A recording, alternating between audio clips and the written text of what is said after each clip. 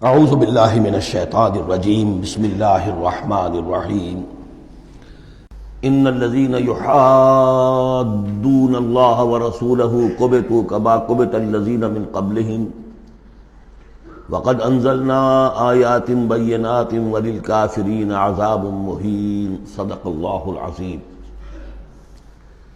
جیسا کہ میں عرض کر چکا ہوں، سورہ حدید میں اللہ تعالیٰ کے لائق دیے ہوئے نظام عدل و قسط کے قیام کو، انبیاء کرام کی بعثت، کتابوں کے نزول اور جو میزان اللہ نے عطا فرمائی ہے اس کا مقصد قرار دیا گیا۔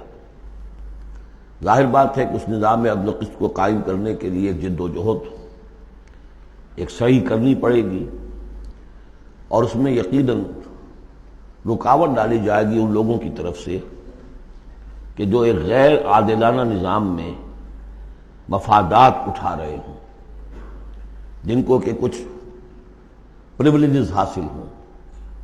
مثلا فرض کیجئے کسی معاشرے کے اندر سیاسی ریپریشن ہے، جبر ہے، ظاہر بات ہے کہ وہ ڈکٹیٹر ہیں، کچھ لوگ ہیں کہ جنہوں نے دوسرے لوگوں کو دبایا ہوا ہے، وہ کبھی پسند نہیں کریں گے کہ لوگوں کو ان کے حقوق مل جائیں۔ یا کسی معاشرے کے اندر زیادہ نمایاں چیز جو ہے وہ معاشی استحصال ہے، اکنامک ایکسپلائٹیشن ہے۔ نتیجہ کیا ہوگا کہ ایک طبقہ ہوگا غرباء کا، ہیو ناٹس کا، ایک ہوگا ہیوز کا۔ وہ ہیوز والے جو ہیں کبھی نہیں چاہیں گے کہ نظام بدلے، وہ رجسٹ کریں گے ٹوتھ اینڈ نیل۔ لہذا ایک کشاکش، ایک تصادم ناگزیر ہے۔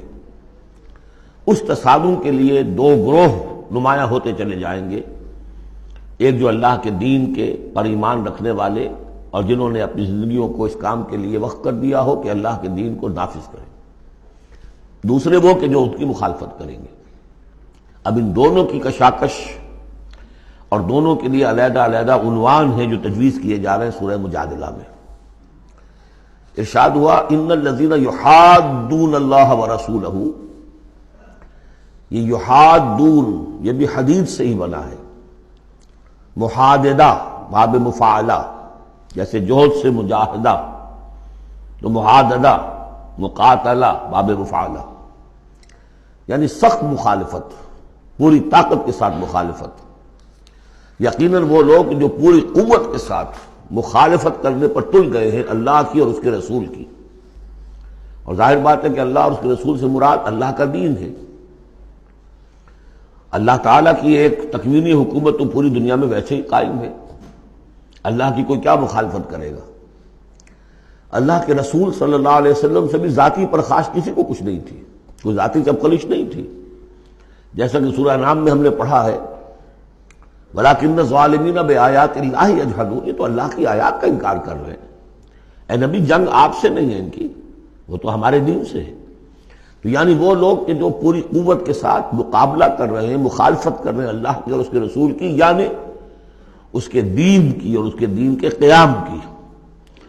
دین بھی اگر رکھا رہے کتابوں میں لکھا ہوا اور مزید پی ایچ ڈیز اس پہ آپ کرتے رہیے، کتابیں لکھتے رہیے، تو انہیں کوئی اعتراض نہیں، لیکن جب آپ یہ کہیں گے کہ اس دین کو قائم کرنا ہے تو یہ ہے بات کہ جو بہرحال ٹھنڈے پیٹوں برداشت نہیں کی جا سکتی۔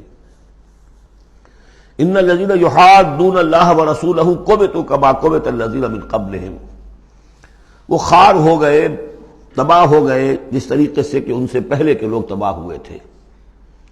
یعنی یہ کہ جیسے قوم فرعون تباہ ہوئی، قوم نوح تباہ ہوئی، قوم ہود تباہ ہوئی، جس نے بھی مخالفت کی اللہ کی اور اس کے رسول کی، ان کا جو انجام ہوا وہ تمہیں معلوم ہے۔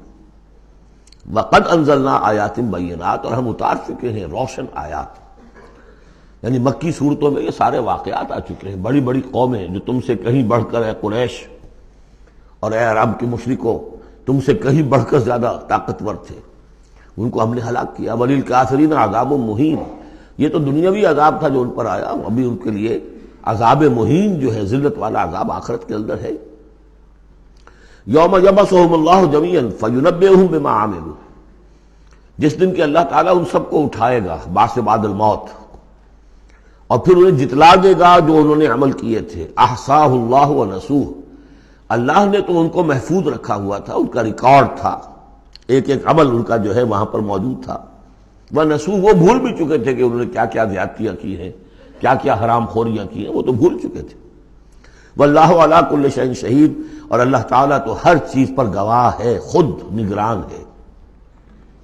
أَلَمْ تَرَ أَنَّ اللَّهَ يَعْلَمُ مَا فِي السَّمَاوَاتِ وَمَا فِي الْأَرْضِ، کیا تم نہیں دیکھتے کہ اللہ تعالیٰ تو جانتا ہے جو کچھ بھی ہے آسمانوں میں اور جو کچھ بھی ہے زمین میں۔ ما یکون من نجوا ثلاثۃ الا هو رابعهم، نہیں ہوتے کبھی بھی تین آدمی سرگوشیاں کرتے ہوئے مگر یہ کہ ان کا چوتھا اللہ ہوتا ہے۔ جماعتی زندگی میں ایک بڑا فتنہ پیدا ہو جاتا ہے کہ گروپ بندی ہو جائے، اور پھر وہ گروپس جو ہیں خفیہ جو ہے چیمیں گوئیاں شروع کر دیں۔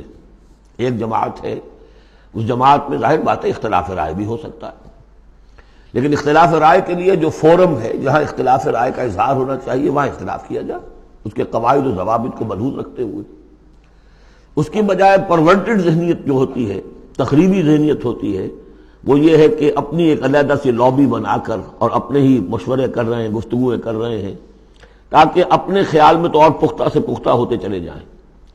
اگر عام ڈائیلاگ ہو تو اس میں تو پورا موقع ہوتا ہے کہ آج آپ کو کوئی خیال آیا ہے لیکن کل آپ کو اس کی غلطی آپ پر واضح ہو جائے، اور جو دوسرا خیال ہے آپ اس کے قائل ہو جائے کہ نہیں وہ بات واقعی میری سمجھ میں نہیں آئی تھی، اب سمجھ میں آ گئی ہے۔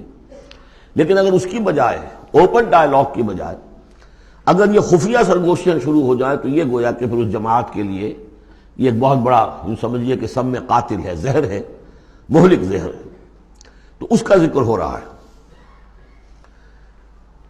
ما یکون من نجوا ثلاثۃ، جب کئی علیحدگی میں اور خفیہ مشورے کرتے ہیں تین افراد، الا هو رابعهم، اللہ تعالیٰ ان کے ساتھ موجود ہوتا ہے چوتھا، ولا خمسۃ الا هو سادسهم، نہیں ہوتے کوئی پانچ مگر یہ کہ ہوتا ہے اللہ چھٹا، ولا ادنی من ذلک، ادنا کیا ہوگا، دو ہوں گے ثلاثہ سے نیچے تو ان کے ساتھ تیسرا اللہ ہے، ولا اکثر، اس سے زائد ہو تب بھی اگر وہ خفیہ میٹنگز ہو رہی ہیں اور خفیہ سرگوشیاں ہو رہی ہیں تو اللہ تو ان کے ساتھ ہے، ہوا معہم اینما کانوا، یہ وہی الفاظ آ گئے جو سورہ حدید میں بھی آئے تھے، ہوا معکم اینما کنتم، اللہ ہوا معہم اینما کانوا، وہ تو موجود ہوتا ہے ان کے ساتھ جہاں کہیں بھی ہوں۔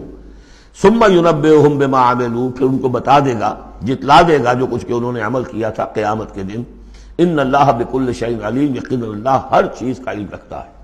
صدق اللہ العظیم۔